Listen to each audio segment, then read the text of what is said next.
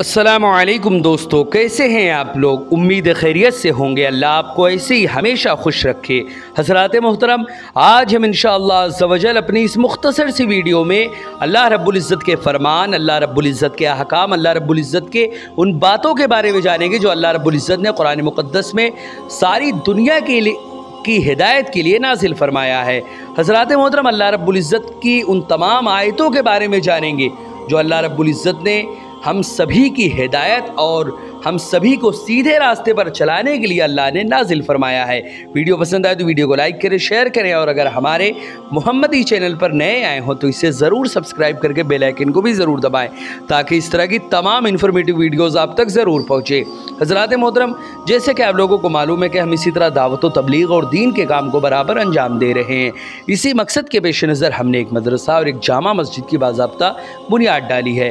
آپ میں سے کوئی بھی اگر ہمارے مدرسے، مسجد یا دینی کام میں ڈونیٹ کرنا چاہے اور ہمیں سپورٹ کرنا چاہے تو زکوٰۃ، صدقہ، فطرہ، عطیہ، ہدیہ یا کسی بھی طرح کا ڈونیشن ہمارے مدرسے، مسجد میں دینا چاہے تو گوگل پے کے ذریعے، پے ٹی ایم کے ذریعے، بینک اکاؤنٹ کے ذریعے یا ویسٹرن یونین کے تھرو، جس کے ذریعے بھی اللہ کے راستے میں آپ ڈونیٹ کرنا چاہیں آپ ڈونیٹ کر سکتے ہیں۔ ان کے نمبر اور لنک اس ویڈیو کے ڈسکرپشن میں ہے، آپ جائیں اور اللہ و رسول کے راستے میں جو بھی ڈونیٹ کرنا چاہیں آپ ڈونیٹ کر سکتے ہیں۔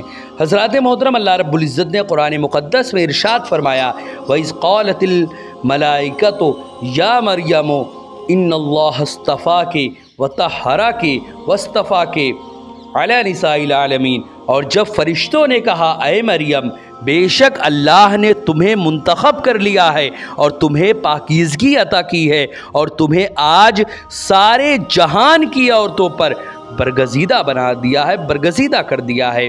یا مریم اقنتی لربک واسجدی وارکعی مع الراکعین، اے مریم تم اپنے رب کی بڑی عاجزی بندگی بجا لاتی رہو اور سجدہ کرو اور رکوع کرنے والوں کے ساتھ رکوع کیا کرو۔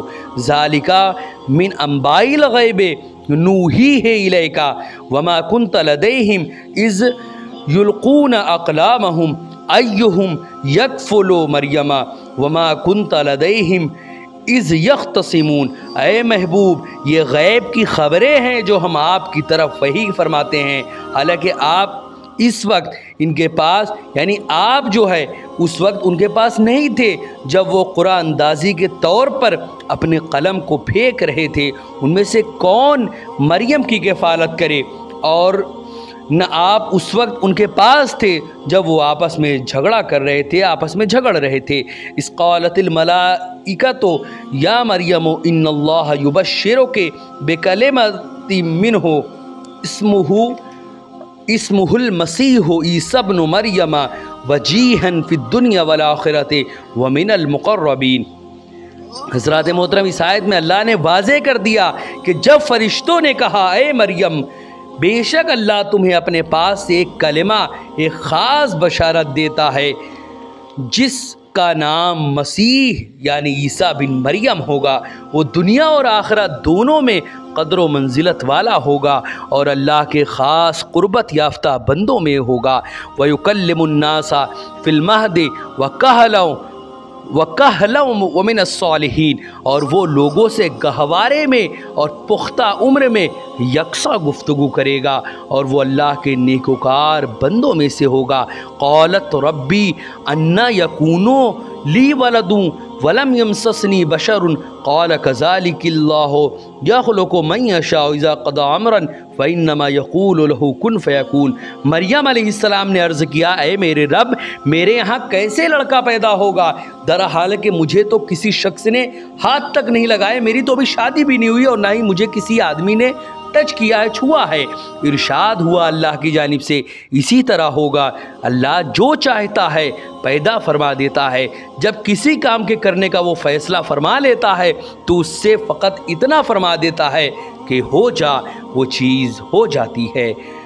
وَيُعَلِّمُهُ الْكِتَابَ وَالْحِكْمَةَ وَالتَّوْرَاةَ وَالْإِنْجِيلَ، اور اللہ اسے کتاب اور حکمت اور توریت اور انجیل سب کچھ سکھائے گا۔ وَرَسُولًا إِلَى بَنِي إِسْرَائِيلَ أَنِّي قَدْ جِئْتُكُمْ بِآيَةٍ مِّن رَّبِّكُمْ أَنِّي أَخْلُقُ لَكُم مِّنَ الطِّينِ كَهَيْئَةِ الطَّيْرِ فَانفُخُوا فِيهِ फ़यकूनु तैरम बिइज़्निल्लाह व उबरिउल अकमहा वल अबरसा व उहिल मौता बिइज़्निल्लाह व उनब्बिउकुम बिमा ताकुलूना व मा तद्दखिरूना फ़ी बुयूतिकुम इन्ना फ़ी ज़ालिका लआयतल लकुम इन कुंतुम मुमिनीन।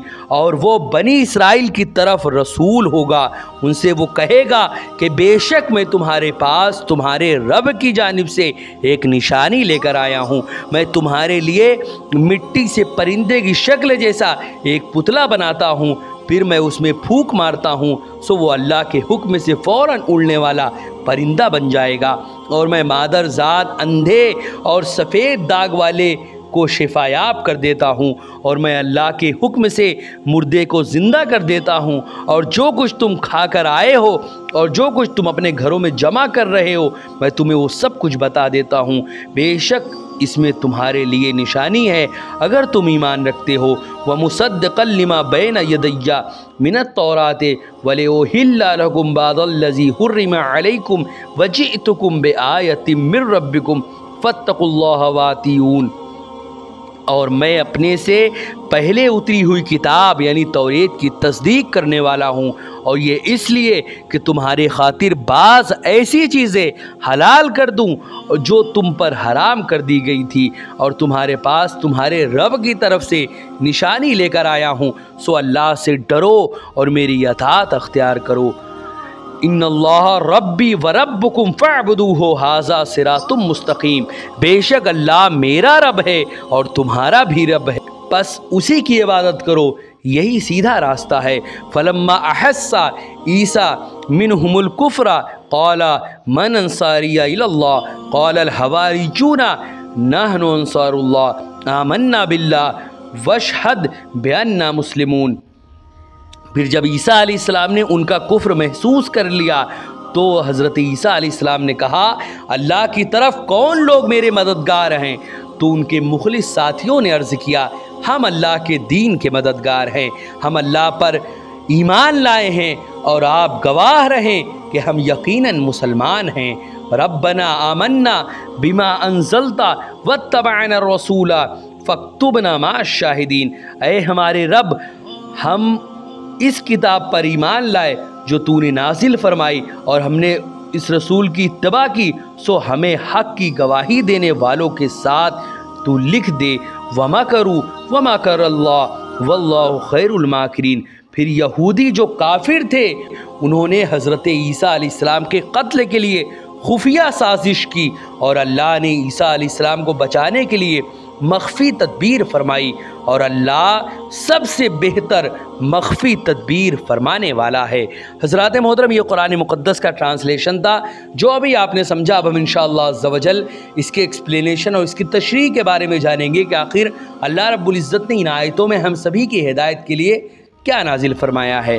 हज़रात मोहतरम, इससे पहली आयत में अल्लाह रब्बुल इज़्ज़त ने हज़रत ज़करिया अलैहिस्सलाम का ज़िक्र फरमाया था, जिन्होंने हज़रत मरियम की किफ़ालत और परवरिश की थी, और अब इस आयत में ख़ुद हज़रत मरियम का ज़िक्र फरमाया है जिनकी उन्होंने परवरिश की थी। इस आयत में फरमाया है कि जब फ़रिश्तों ने कहा ऐ मरियम, यहाँ फ़रिश्तों से मुराद हज़रत जिब्राईल अलैहिस्सलाम हैं।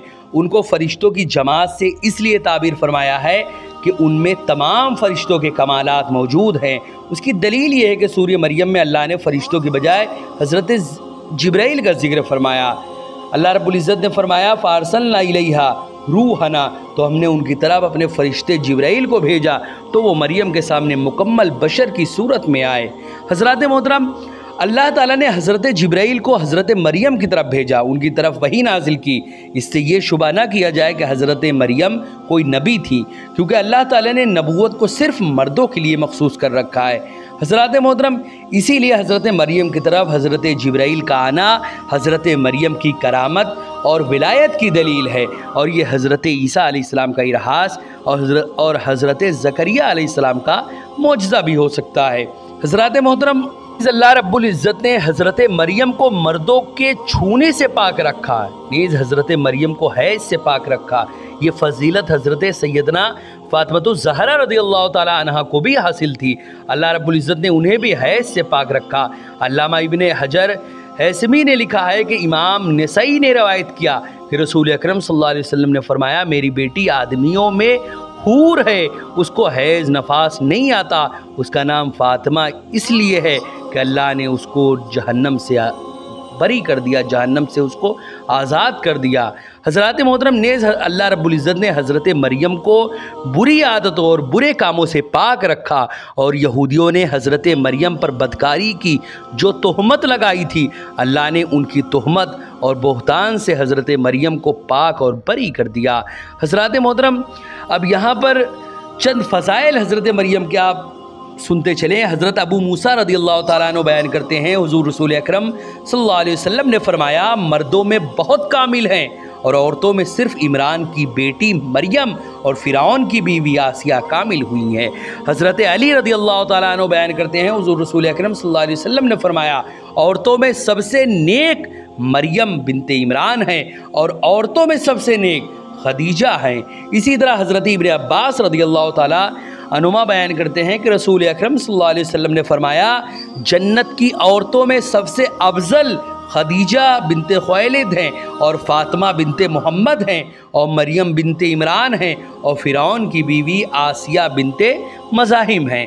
حضرات محترم، اسی طرح امام احمد، امام ترمذی تصحیح سند کے ساتھ، امام ابن حبان اور امام حاکم حضرت انس سے روایت کرتے ہیں کہ رسول اکرم صلی اللہ علیہ وسلم نے فرمایا تمام جہانوں کی عورتوں سے تمہیں یہ کافی ہیں، مریم بنت عمران، خدیجہ بنت خویلد، فاطمہ بنت محمد اور فرعون کی بیوی آسیہ۔ حضرات محترم، اسی طرح امام ابن جریر نے حضرت عمار بن سعد رضی اللہ تعالیٰ عنہ سے روایت کیا ہے، رسول اکرم نے فرمایا میری امت کی عورتوں پر خدیجہ کو اس طرح فضیلت دی گئی ہے جس طرح مریم کو تمام جہان کی عورتوں پر فضیلت دی گئی ہے۔ حضرات محترم، اسی طرح امام ابن عساکر نے حضرت ابن عباس رضی اللہ تعالیٰ عنہما سے روایت کیا کہ رسول اکرم صلی اللہ علیہ وسلم نے فرمایا جنت کی عورتوں کی سردار مریم بنت عمران ہیں، پھر فاطمہ ہیں، پھر خدیجہ ہیں، پھر فرعون کی بیوی آسیہ ہیں۔ حضرات محترم، اسی طرح امام ابن عساکر نے ایک اور سند کے ساتھ حضرت ابن عباس رضی اللہ تعالیٰ عنہما سے روایت کیا، رسول اکرم صلی اللہ علیہ وسلم نے فرمایا جہان کی سردار 4 عورتیں، یعنی پوری دنیا کی جو سردار عورتیں ہیں وہ 4 ہیں۔ پہلا مریم بنت عمران یعنی حضرت مریم، دوسرا حضرت آسیہ، تیسرا حضرت خدیجہ اور چوتھی جو ہے وہ حضرت فاطمہ۔ حضرات محترم، اسی طرح آیات میں حضرت زکریا، حضرت یحییٰ علیہم السلام اور حضرت مریم رضی اللہ تعالیٰ عنہ کے گزشتہ واقعات کی خبر دی گئی ہے، اور یہ غیب کی وہ خبریں ہیں جن پر از خود مطلع، یعنی آپ از خود مطلع تھے، نہ آپ کی قوم کا کوئی فرد اس سے مطلع تھا۔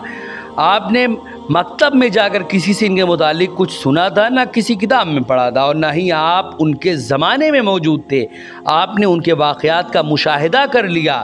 حضرات محترم، یہاں پر یہ جو باتیں میں بیان کر رہا ہوں یہ حضور صلی اللہ علیہ وسلم کے غیب کے بارے میں ہے۔ جو لوگ حضور صلی اللہ علیہ وسلم کے غیب پر اعتراض کرتے ہیں وہ یہ سمجھ لیں کہ ان تمام باتوں کا حضور صلی اللہ علیہ وسلم کو کہیں سے آپ نے نہ پڑھا تھا نہ کچھ تھا۔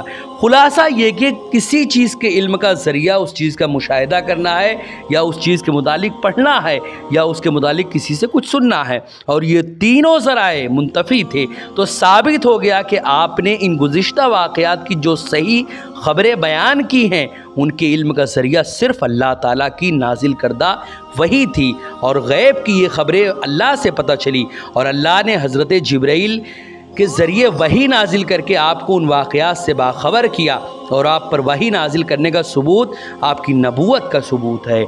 سو مشرکین اور اہل کتاب جتنے بھی دونوں کے نزدیک آپ کی نبوت ثابت ہو گئی، کیونکہ آپ کے بیان کردہ واقعات ان کی کتابوں میں لکھے ہوئے واقعات کے مطابق تھے۔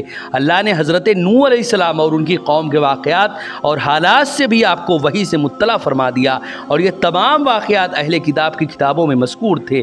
اور محمد عربی صلی اللہ علیہ وسلم ایک امی تھے، آپ نے کسی انسان سے پڑھے یا سنے بغیر یہ تمام واقعات بیان فرمائے، یہ بھی آپ پر وحی نازل ہونے اور آپ کی نبوت کا ثبوت ہے۔ حضرات محترم، اسی طرح اللہ نے حضرت موسیٰ کے واقعات سے آپ کو مطلع فرما دیا۔